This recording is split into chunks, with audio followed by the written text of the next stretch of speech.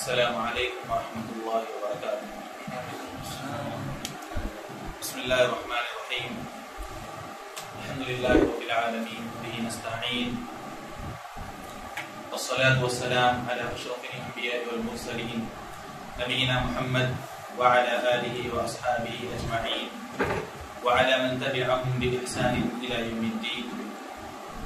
یا ایھا الناس اتقوا ربکم الذی خلقکم من نفس واحدہ وخلق منها زوجها وبث منهما رجالا كثيرا ونساء، اتقوا الله الذي تساءلون به والأرحام إن الله كان عليكم رقيبا۔ يا أيها الذين آمنوا اتقوا الله وقولوا قولا سديدا يصلح لكم أعمالكم ويغفر لكم ذنوبكم ومن يطع الله ورسوله فقد فاز فوزا عظيما۔ يا أيها الذين آمنوا اتقوا الله حق تقاته ولا تموتن إلا وأنتم مسلمون۔ أما بعد فإن خير الحديث كتاب الله وخير الهدي هدي محمد صلى الله عليه وسلم، وشر الأمور محدثاتها وكل محدثة بدعة وكل بدعة ضلالة وكل ضلالة في النار۔ أعوذ بالله من الشيطان الرجيم، بسم الله الرحمن الرحيم۔ يا أيها الذين آمنوا توبوا إلى الله توبة نصوحا عسى ربكم أن يكفر عنكم سيئاتكم ويدخلكم جنات تجري من تحتها الأنهار۔ معزز حاضرین، تمام قسم کی تعریف اس اللہ وحدہ لا شریک کے لیے ہے جس اللہ نے آج ہم تمام کو یہاں پر کچھ دین کی باتیں سننے اور سنانے کا موقع نصیب فرمایا۔ بعد درود و سلام نازل ہو تمام انبیاء کرام پر، خصوصاً آخر نبی محمد رسول اللہ صلی اللہ علیہ وسلم پر۔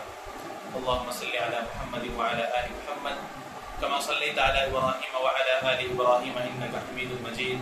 اللهم بارك على محمد وعلى آل محمد كما باركت على إبراهيم وعلى آل إبراهيم إنك حميد مجيد۔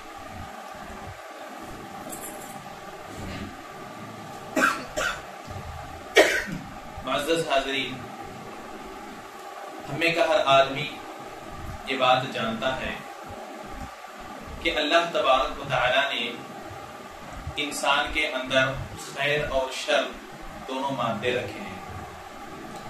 اللہ تبارک و تعالی نے انسانوں کو فرشتوں جیسا نہیں بنایا کہ وہ صرف اور صرف نیکیاں ہی کرتے رہیں، صرف اور صرف وہ اللہ اور اس کے رسول کی اطاعت ہی کرتے رہیں، ان سے کبھی کوئی غلطی سرزد نہ ہو، بلکہ اللہ تبارک و تعالی نے انسان کے اندر دونوں مادے رکھے ہیں۔ اللہ نے انسان کے اندر خیر کا بھی مادہ رکھا ہے اور اللہ نے انسان کے اندر شر کا بھی مادہ رکھا ہے، جس وجہ سے انسان نیکیاں بھی کرتا ہے اور گناہ بھی انسان سے سرزد ہوتے رہتے ہیں۔ جہاں تک گناہ سرزد ہونے کا تعلق ہے، کچھ گناہ ایسے ہوتے ہیں جو کہ انسان سے انجانے میں ہو جاتے ہیں، بھول کی وجہ سے ہو جاتے ہیں، کچھ گناہ ایسے ہوتے ہیں کہ لا علمی کی وجہ سے ہوتے ہیں، اور کچھ گناہ ایسے ہوتے ہیں کہ انسان کو پتا ہے کہ گناہ ہے لیکن پھر بھی انسان ہونے کے ناطے تقصیر کی وجہ سے، کوتاہی کی وجہ سے اس سے گناہ سرزد ہو جاتے ہیں۔ اور جو بھی گناہ ہوتے ہیں جیسا کہ ہم جانتے ہیں کہ اس میں کبیرہ گناہ بھی ہے، صغیرہ گناہ بھی ہے۔ جہاں تک صغیرہ گناہوں کا معاملہ ہے، صغیرہ گناہ کا تعلق جہاں تک ہے، یہ بات ہم ہمیشہ سنتے رہتے ہیں کہ بہت ساری ایسی نیکیاں ہیں کہ جس کی وجہ سے ہمارے صغیرہ گناہ معاف ہو جاتے ہیں۔ جیسا کہ بہت سارے احادیث کے اندر ہم کو یہ بات بتائی گئی ہے کہ فلاں عمل کریں گے تو اس سے پچھلے گناہ معاف ہو جائیں گے، یا فلاں روزہ رکھیں گے تو 1 سال کے گناہ معاف ہو جائیں گے، 2 سال کے گناہ معاف ہو جائیں گے، نمازوں کا اہتمام کریں گے تو 2 نمازوں کے درمیان کی جو گناہ ہے وہ معاف ہو جائیں گے۔ اسی طرح جمعہ کے دن اگر ہم سب سے پہلے آتے ہیں، یا یوں کہیں کہ جمعہ اگر ہمیں مل جاتا ہے، امام خطبہ دینے سے قبل، ممبر پر چڑھنے سے قبل اگر آدمی آ جاتا ہے تو پھر ایک جمعہ سے دوسرے جمعہ کے درمیان کے یہ جمعہ ہمارے گناہوں کا کفارہ، تو یہ تمام اعمال جس کے اندر ہمیں بات بتائی گئی ہے کہ یہ اعمال ہمارے گناہوں کا کفارہ بنتے ہیں، اس سے ہمارے گناہ معاف ہوتے ہیں، تو ہم ہمیشہ یہ بات سنتے ہیں کہ اس سے مراد صغیرہ گناہ ہے، جو کہ چھوٹے چھوٹے گناہ ہوتے ہیں۔ جہاں تک کبیرہ گناہوں کا معاملہ ہے اس کے بارے میں ہم یہ بات جان لیں کہ اس کے لیے انسان کو اللہ تبارک و تعالیٰ سے معافی مانگنی پڑتی ہے. اللہ تبارک و تعالیٰ کے سامنے اسے توبہ اور استغفار کرنا پڑتا ہے کہ جب تک اللہ تبارک و تعالیٰ کے سامنے آ کر بندہ معافی نہیں مانگتا، توبہ اور استغفار نہیں کرتا، اللہ تبارک و تعالیٰ اس آدمی کے ان کبیرہ گناہوں کو معاف نہیں کرتا. یہ دنیا کے اندر. جہاں تک آخرت کا معاملہ ہے تو اہل سنت والجماعت کا یہ عقیدہ ہے کہ آخرت میں اللہ اگر چاہے تو اس بندے کے کبیرہ گناہوں کو بھی دوسری نیکیوں کے بدلے معاف کر دے، یا اللہ تبارک و تعالیٰ چاہے تو اس بندے کو اللہ تبارک و تعالیٰ ان گناہوں کی سزا دیں گے. لیکن دنیا کے اندر، دنیا کا جہاں تک حکم ہے تو اس کے اندر یہی بات ہم اور آپ کو معلوم ہوتی ہے قرآن و حدیث اور علماء کے اقوال کی روشنی میں کہ کبیرہ گناہ اگر ہو جاتے ہیں، بڑے بڑے گناہ اگر ہو جاتے ہیں تو پھر ہم اور آپ کو توبہ اور استغفار کرنا پڑتا ہے. اور اس کے لیے اللہ تبارک و تعالیٰ نے مختلف آیتوں کے اندر ہم اور آپ کو حکم دیا ہے. انبیاء کو اللہ تبارک و تعالیٰ نے حکم دیا ہے، اور قرآن میں بے شمار آیتوں میں ہم اور آپ کو توبہ استغفار کا ذکر ملتا ہے. اور اس کا حکم بھی اللہ تبارک و تعالیٰ نے ہم انسانوں کو صرف امت محمدیہ ہی نہیں بلکہ اس سے قبل جتنی امتیں آئی ہیں تمام امتوں کو اللہ تبارک و تعالیٰ نے ان کی طرف جو انبیاء بھیجے گئے تھے ان کے ذریعے سے اللہ نے اس بات کا حکم دیا. حاضرین، یہ بات ہم جانتے ہیں کہ ہم سے گناہ ہوتے ہیں، اور ہمیں گناہ ہونے کی وجہ سے، گناہ ہونے کے بعد ہمیں توبہ اور استغفار کرنا ہے. اس سے قبل ہم اور آپ یہ بات بھی جان لیں کہ جہاں تک استغفار کا تعلق ہے یہ صرف گناہ ہونے پر ہی نہیں بلکہ گناہ نہ ہونے پر بھی ہم اور آپ کو استغفار کا اہتمام کرتے رہنا چاہیے، جیسا کہ اللہ کے نبی صلی اللہ علیہ وسلم کا معمول تھا. ہم اور آپ جانتے ہیں کہ اللہ کے نبی صلی اللہ علیہ وسلم کے بارے میں اللہ تبارک و تعالیٰ نے اعلان کر دیا، اور اللہ تبارک و تعالیٰ نے صاف الفاظ میں کہہ دیا کہ آپ کے اگلے پچھلے تمام گناہ معاف کر دیے گئے. اور ہمارا یہ عقیدہ ہے کہ انبیاء معصوم عن الخطا ہوتے ہیں، ان سے گناہ سرزد نہیں ہوتے، اور اگر سرزد ہو بھی گئے، اگر ہم مان لیں کہ ان سے کوئی غلطی ہو گئی، اور خاص کر جناب محمد رسول اللہ صلی اللہ علیہ وسلم کے تعلق سے ہمارا یہ عقیدہ ہے کہ ان سے کوئی غلطی، نہ صغیرہ گناہ ان سے سرزد ہوا، نہ کوئی کبیرہ گناہ ان سے سرزد ہوا. اگر ہوا بھی تو اللہ تبارک و تعالیٰ نے معافی کا اعلان کر دیا. پھر بھی اللہ کے نبی صلی اللہ علیہ وسلم اپنے بارے میں خود فرماتے ہیں، یا ایھا الناس توبوا الی اللہ واستغفروا، اے ایمان، اے لوگوں، تم اللہ تبارک و تعالیٰ کے سامنے توبہ اور استغفار کیا کرو. فإنی اتوب الی اللہ 70 مرۃ، میں روزانہ دن میں 70 مرتبہ اللہ تبارک و تعالیٰ سے توبہ کرتا ہوں. اور ایک روایت میں ہے کہ میں روزانہ دن میں 100 مرتبہ اللہ تبارک و تعالیٰ سے استغفار کرتا ہوں. اللہ کے نبی صلی اللہ علیہ وسلم کے اس عمل سے جو بات ہم اور آپ کو معلوم ہوتی ہے وہ یہی کہ استغفار ایک مستقل عبادت ہے. جس طرح نماز ایک عبادت ہے، روزہ ایک عبادت ہے، حج ایک عبادت ہے، زکوٰۃ ایک عبادت ہے، دعا ایک عبادت ہے، بہت ساری عبادتیں ہیں، اسی طرح استغفار بھی ایک عبادت ہے. استغفار کو ہم اور آپ گناہوں سے نہ جوڑیں کہ گناہ ہوگا تب ہمیں یہ کام کرنا ہے، اگر غلطی ہوگی تب ہمیں اللہ کے سامنے جا کر معافی مانگنا ہے.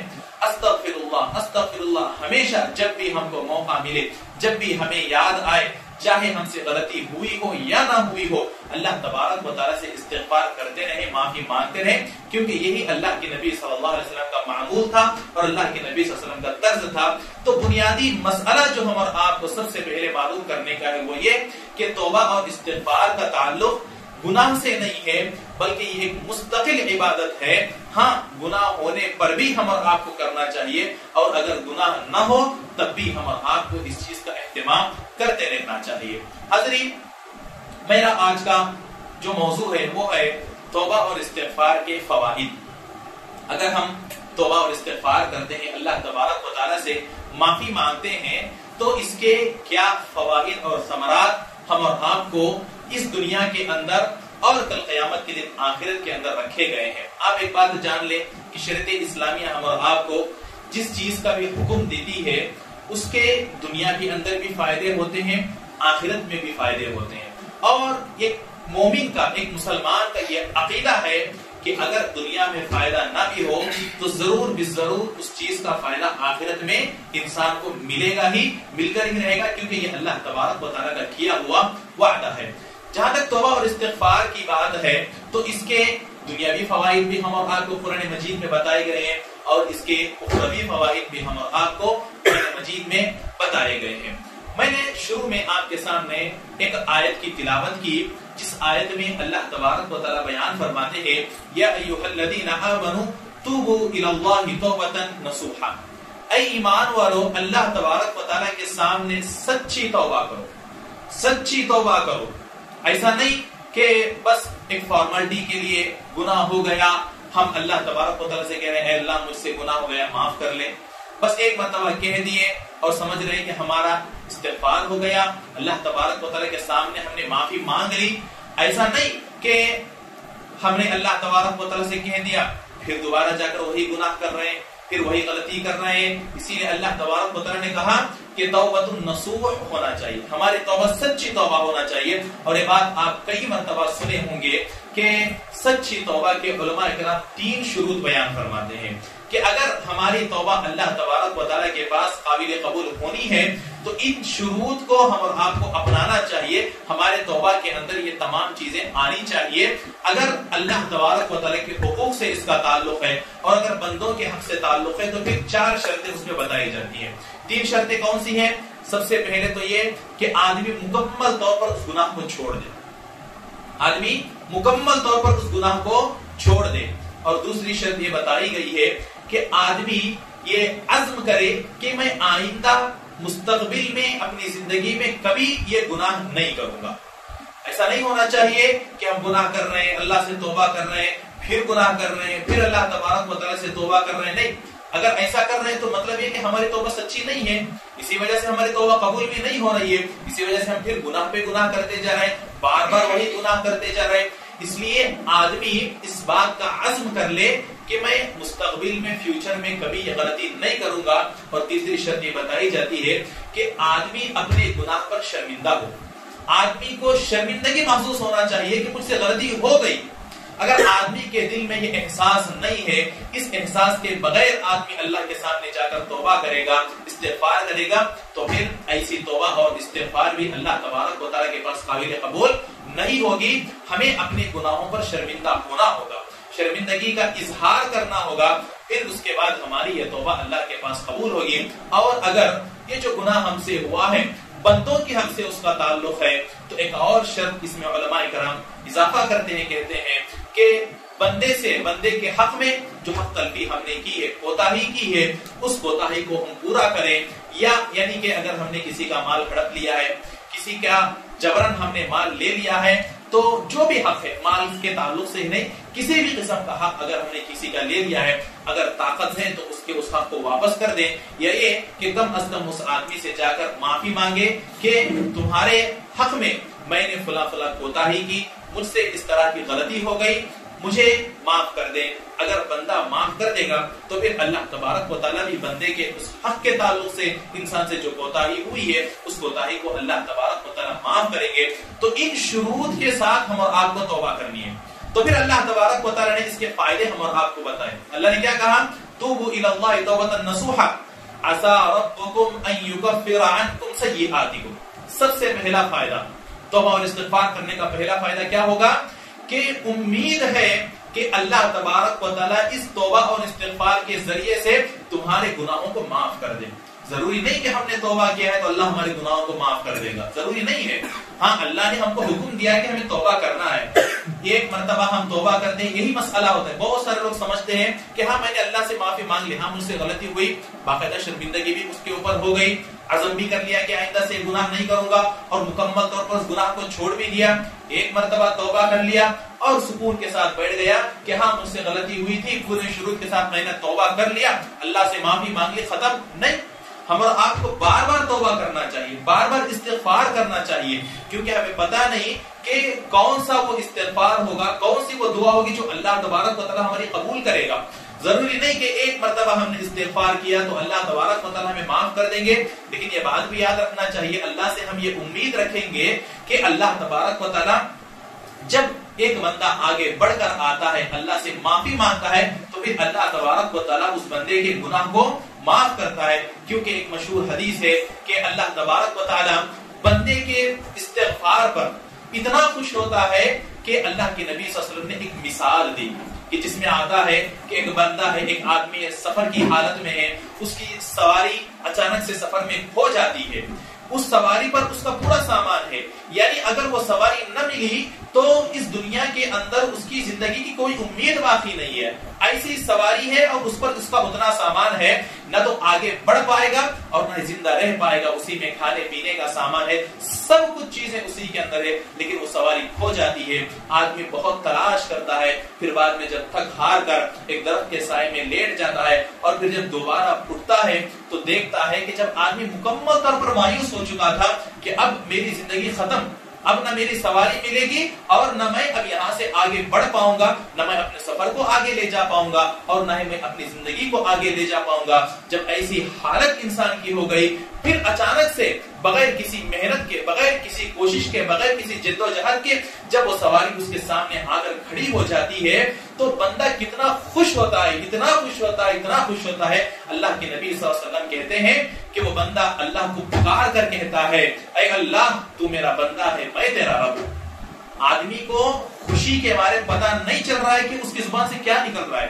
اللہ کو کہہ رہا ہے تو میرا بندہ ہے اور خود کو کہہ رہا ہے کہ میں تیرا رب ہوں.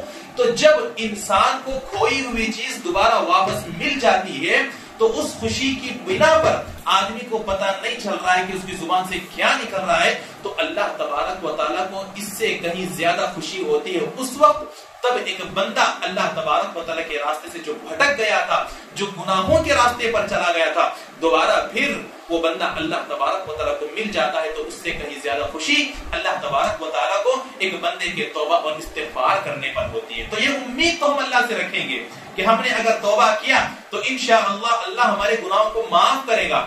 اور اللہ تبارک و تعالیٰ بھی اس کا سب سے پہلا فائدہ ہم آپ کو یہی بتا رہے ہیں، عسى ربكم ان يكفر عنكم سيئاتكم. توبہ اور استغفار کرنے کا سب سے بڑا فائدہ یہ ہوگا کہ اللہ ہمارے گناہوں کا اس توبہ کو کفارہ بنا دیں گے، ہمارے گناہ معاف ہو جائیں گے. اور دوسرا فائدہ اللہ نے بیان فرمایا، وَيُدْخِلَكُمْ جَنَّاتٍ تَجْرِي مِن تَحْتِهَا الْأَنْهَارُ. قیامت کے دن اللہ تبارک و تعالیٰ ان لوگوں کو ایسی جنتوں میں داخل کریں گے جس کے نیچے سے نہریں بہ رہی ہوں گی. تو یہ تو فائدہ ہو، دو فائدے اللہ تبارک و تعالیٰ نے ہم اور آپ کو اس آیت کریمہ میں بیان فرمائے کہ ہمارے گناہ بھی معاف ہو جائیں گے. اسی طرح کل قیامت کے دن اللہ تبارک و تعالیٰ اس کے بدلے جنتوں کے اندر جس کے نیچے سے نہریں بہ رہی ہوں گی، ایسی جنتوں میں بھی اللہ تبارک و تعالیٰ اس بندے کو داخل کریں گے. اسی طرح توبہ اور استغفار کے جو فوائد ہم اور آپ کو قرآن کے اندر بتائے گئے ہیں، ان میں سے جیسا کہ سورہ نوح کے اندر اللہ تبارک و تعالیٰ نے حضرت نوح علیہ السلام کی زبانی، جو نوح علیہ السلام نے اپنی قوم کو خطاب کرتے ہوئے فرمایا، اس کے اندر دو تین فائدے ہم اور آپ کو توبہ اور استغفار کے بتائے گئے ہیں. حضرت نوح علیہ السلام اپنی قوم والوں کو توبہ اور استغفار کا حکم دیتے ہوئے کہتے ہیں، فَقُلْتُ اسْتَغْفِرُوا رَبَّكُمْ إِنَّهُ كَانَ غَفَّارًا. نوح علیہ السلام کہتے ہیں کہ اللہ میں نے اپنی قوم سے کہا استغفروا ربکم، اپنے رب سے استغفار کرو، اپنے رب سے توبہ اور استغفار کرو، اپنے گناہوں کی معافی طلب کرو. فقلت استغفروا ربکم انه کان غفارا. اللہ تبارک و تعالی گناہوں کو معاف کرنے والا ہے. پھر اس کے فائدے بتاتے ہوئے فرمایا یرسل السماء علیکم مدرارا. اس کی وجہ سے اس کے دنیاوی فائدے کیا ہوں گے؟ یہ تو جو باتیں ہم نے ابھی بتائی کہ اس کے گناہ معاف ہو جائیں گے، جنت میں داخل ہو جائے گا، وہ اخروی فائدے ہیں، وہ تو انشاءاللہ ہونے ہی ہیں. اب دنیا کے اندر کیا فائدے ہوں گے؟ یرسل السماء علیکم مدرارا.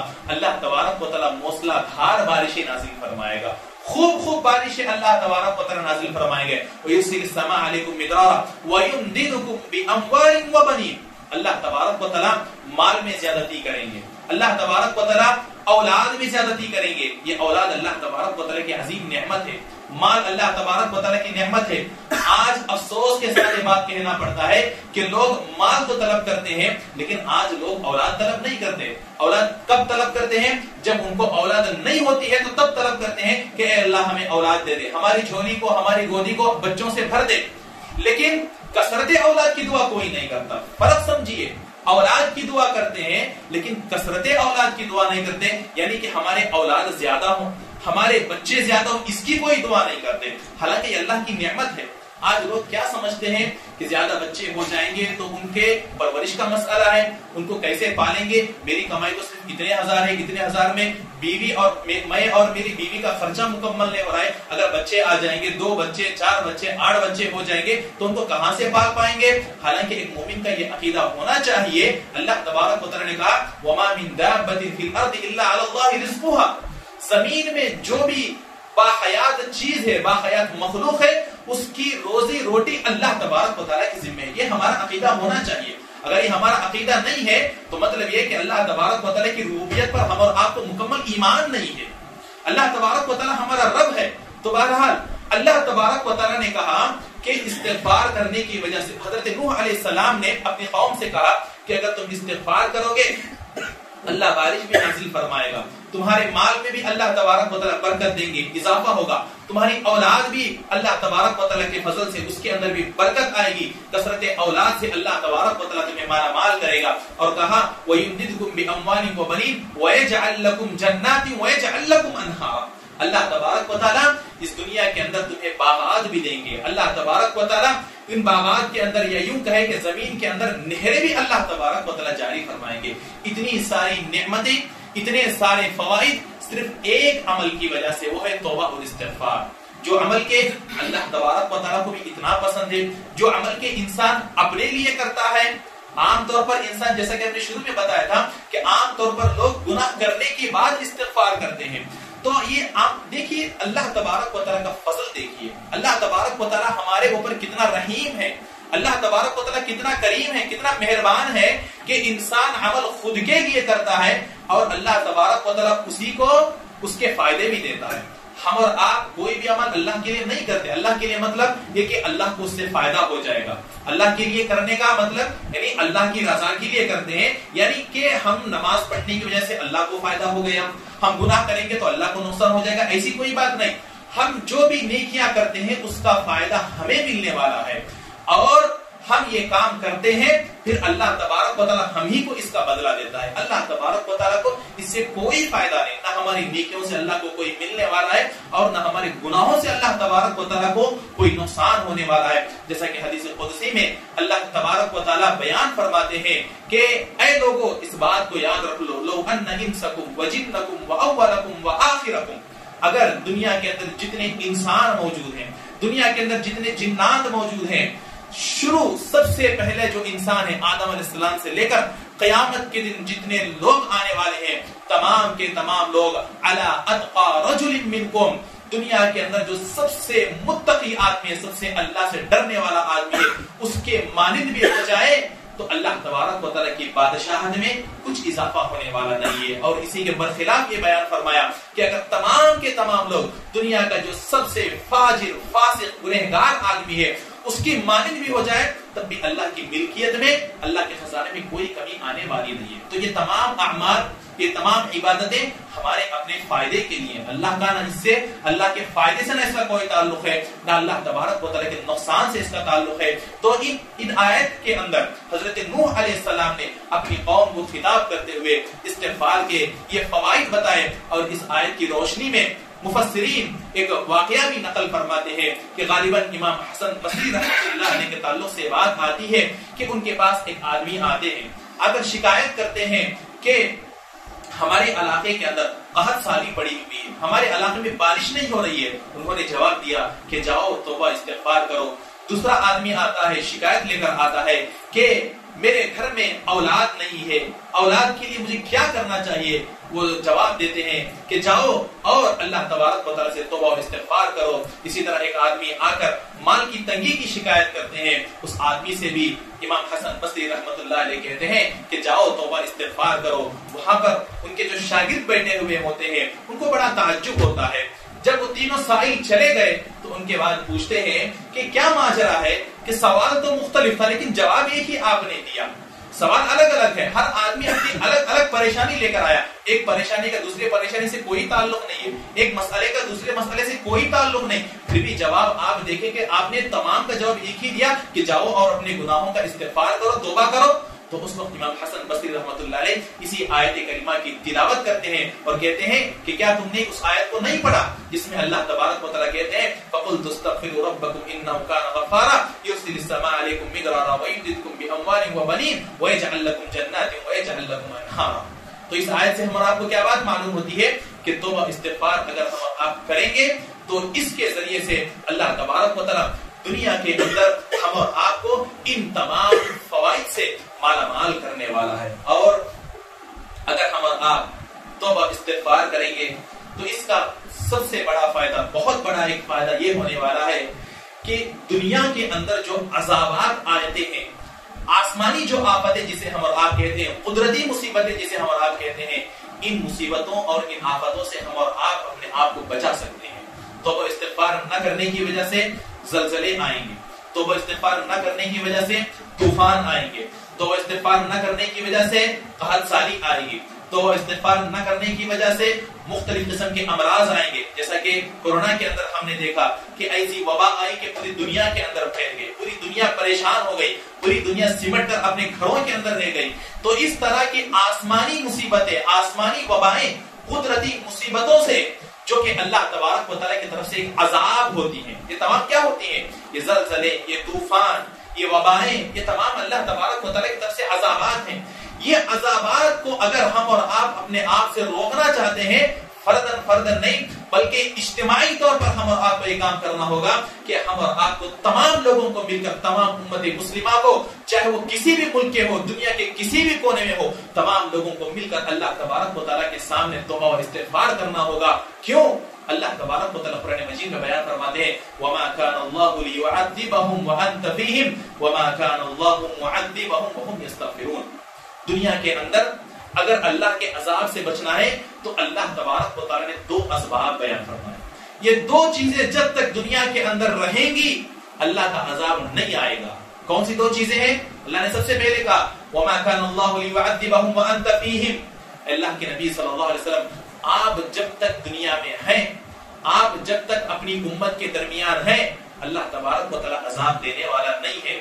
اور ہم اور آپ یہ بات جانتے ہیں کہ اب ہمارے نبی آخر الزمان صلی اللہ علیہ وسلم ہمارے درمیان موجود نہیں ہے۔ دو جو راستے ہیں، جو دو اسباب ہیں جس سے اللہ کے عذاب کو ہم اور آپ روک سکتے ہیں، ان میں سے ایک سبب اب ختم ہو چکا۔ مطلب یہ کہ ہمارے پاس صرف اور صرف ایک راستہ بچا ہے جس راستے پر چل کر ہم اور آپ اللہ کے عذاب سے اپنے آپ کو محفوظ کر سکتے ہیں۔ وہ کون سا راستہ ہے؟ اللہ نے دوسری بات کہی، بیان فرمایا وَمَا كَانَ اللَّهُ مُعَذِّبَهُمْ وَهُمْ يَسْتَغْفِرُونَ۔ اور اللہ تبارک و تعالیٰ اس وقت تک بھی عذاب نہیں دے گا جب تک کہ وہ لوگ استغفار کرتے رہیں گے، جب تک کہ وہ اپنے گناہوں سے معافی مانگتے رہیں گے، اللہ تبارک و تعالیٰ ان کے اوپر عذاب نازل نہیں کریں گے۔ تو یہ بھی ایک دنیاوی فائدہ ہے جو ہمارا آپ کو حاصل ہونے والا ہے۔ فائدے کا صرف یہ مطلب نہیں کہ ہمیں فائدہ ملتا جائے، نقصان نہ ہونا یہ بھی بہت بڑا فائدہ ہے۔ نقصان سے بچ جانا یہ بھی فائدہ ہے۔ اگر اللہ کے عذاب سے ہم بچ رہے ہیں تو یہ کتنا بڑا فائدہ ہے۔ آج دیکھیں دنیا کے اندر ہم اور آپ کئی سالوں سے مختلف جگہوں پر مختلف قدرتی آفتوں، آسمانی آفتوں کے بارے میں ہم تذکرہ سنتے رہتے ہیں۔ کبھی وہاں پر زلزلہ آ گیا، کبھی ادھر طوفان آ گیا۔ ابھی دیکھیں فلسطین کے اندر مسلمانوں کے اوپر کیا حالت ہو رہی ہے، وہاں کی مسلمانوں کو ستایا جا رہا ہے، وہاں کی مسلمانوں کو مارا جا رہا ہے۔ مختلف دنیا کے ہر کونے سے ہم اور آپ کو کبھی نہ کبھی کسی نہ کسی کونے سے، کسی نہ کسی جگہ سے اس طرح کے آسمانی آفتوں کی خبر ہم اور آپ کو ملتی رہتی ہے۔ اگر اللہ تبارک و تعالیٰ نے ہم اور آپ کو محفوظ رکھا ہے تو اس کے اندر ایک تو چیز یہ ہو سکتی ہے کہ اللہ تبارک و تعالیٰ ہمیں مہلت دے رہے ہیں، اللہ تبارک و تعالیٰ ہمیں ڈھیل دے رہے ہیں، اللہ تبارک و تعالیٰ ہمیں موقع دے رہے ہیں کہ اب بھی وقت ہے اللہ کی طرف آ جاؤ، اللہ کے راستے کی طرف آ جاؤ۔ اب بھی وقت ہے اللہ تبارک و تعالیٰ کے عذاب سے بچنے کے جو راستے، ان اسباب کو اختیار کر لو، ان اعمال پر عمل کرو اور اللہ کے عذاب سے بچ جاؤ۔ یا یہ ہو سکتا ہے کہ ہم اللہ تبارک و تعالیٰ کی کثرت سے اللہ کے سامنے توبہ استغفار کر رہے ہیں۔ آپ خود دیکھیں، آپ خود سوچیں کہ کیا ہم اور آپ کی زندگیوں پر اگر عذاب نہیں آ رہا ہے تو کیا یہ اللہ کی طرف سے دی گئی مہلت ہے یا یہ کہ ہمارے استغفار کا نتیجہ ہے؟ اگر ہر آدمی اپنے دل پر ہاتھ رکھ کر صحیح معنوں میں سوچے گا تو ہم اور آپ ہم میں کے اکثر لوگ یہ کہیں گے کہ اللہ کی طرف سے دی گئی مہلت ہے۔ تو اتنا اللہ سے توبہ استغفار تو نہیں کرتے، فردن کوئی کرتے ہوں گے، بہت ہی کم الا ماشاءاللہ ایسے لوگ ہوں گے جو کثرت کے ساتھ اللہ سے توبہ استغفار کرتے ہوں گے. لیکن اجتماعی طور پر اگر ہم امت مسلمہ کا جائزہ لیں گے تو ہم اور آپ کو یہی چیز نظر آئے گی کہ توبہ استغفار کی کمی آج ہماری امت مسلمہ کے اندر پائی جاتی ہے. صرف توبہ استغفار ہی کی نہیں بلکہ ہر عبادت کے اندر کوتاہی آج امت مسلمہ کے اندر پائی جا رہی ہے. نمازوں میں کوتاہی، زکات کے اندر کوتاہی، مال کے حقوق میں کوتاہی، حقوق العباد کے اندر کوتاہی، اللہ تبارک و تعالیٰ کی جو مختلف عبادتیں ہیں ان میں کوتاہی. کسی بھی عبادت کا آپ نام لے لیں اس کے اندر ہم اور آپ کو کوتاہی نظر آتی ہے. تو اگر اللہ تبارک و تعالیٰ ہم اور آپ کو عذاب نہیں دے رہے ہیں تو مطلب یہ کہ اللہ تبارک و تعالیٰ ہم اور آپ کو ڈھیل دے رہے ہیں، مہلت دے رہے ہیں، موقع دے رہے ہیں کہ وقت ہے اب بھی توبہ کر. تو بہرحال بتانے کا مقصد یہ ہے، بتانے کی جو بات ہے اصل وہ یہ کہ توبہ استغفار کا ایک بہت بڑا فائدہ ہم اور آپ کو اس دنیا کے اندر یہ ہونے والا ہے کہ اللہ تبارک و تعالیٰ اپنے عذابات سے ہم اور آپ کو محفوظ رکھیں گے.